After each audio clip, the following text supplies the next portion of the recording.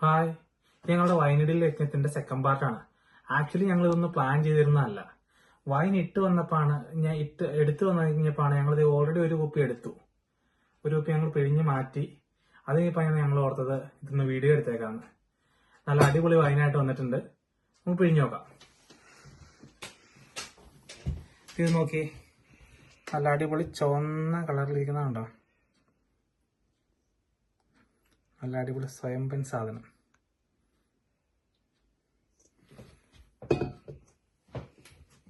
ഇനിയിപ്പോൾ ഈ 2 ജാറാണ് നമുക്ക് പിഴിയാനുള്ളത്. നമുക്ക് തുടങ്ങാം. പൊട്ടിക്കുകയാണേ.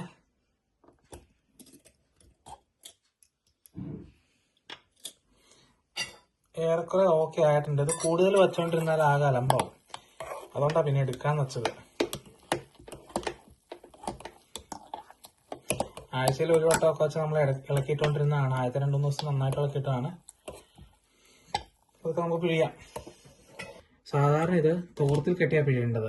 പക്ഷെ നമ്മളെടുത്ത് പുതിയ തോർത്തോ അല്ലെങ്കിൽ ഫ്രഷ് ലിനോ ഇല്ലാത്തതുകൊണ്ട് ഞാൻ ഓർത്തിരുന്നത് സ്ട്രെയിനർ വെച്ച് പിഴിയാന്ന്. ഇത് കേക്കിന് യൂസ് ചെയ്യുന്ന, കേക്ക് ബാറ്ററിനൊക്കെ യൂസ് ചെയ്യുന്ന അരിപ്പയാണ്.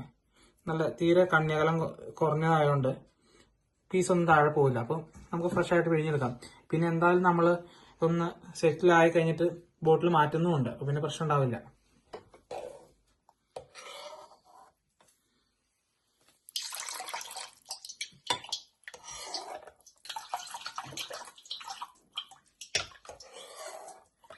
നല്ല സ്മെല്ല് വരുന്നുണ്ട്.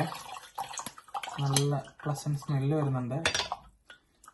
അത് ഈ നമ്മൾ സ്പൈസസ് ഒക്കെ ഇട്ടതിന്റെ സ്മെല്ലാണ്.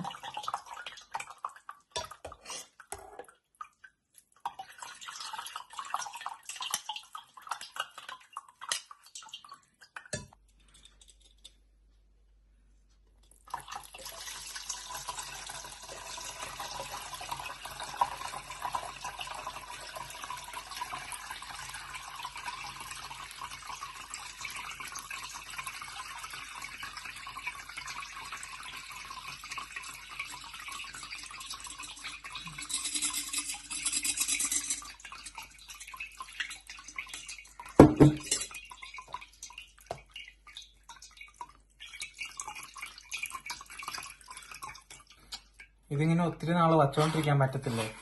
ഒത്തിരി നാൾ വച്ചുകൊണ്ടിരുന്നത് ഇങ്ങനെ അഴുകി തുടങ്ങും. അപ്പം അത് അതിന്റെ ക്വാളിറ്റീനെ അഫക്റ്റ് ചെയ്യും. അതുകൊണ്ടാണ് നമ്മൾ ഇപ്പോഴേ പിഴിഞ്ഞെടുക്കാന്ന് വെച്ചാൽ. ഇനിയിപ്പോൾ നമ്മൾ വച്ചുകൊണ്ടിരിക്കുന്നത് എന്തായാലും ഒത്തിരി നേരത്തെ ഉപയോഗിക്കുന്നില്ല. ഒന്ന് മെച്ചുവർ ആവാൻ വേണ്ടി നമ്മൾ വയ്ക്കും.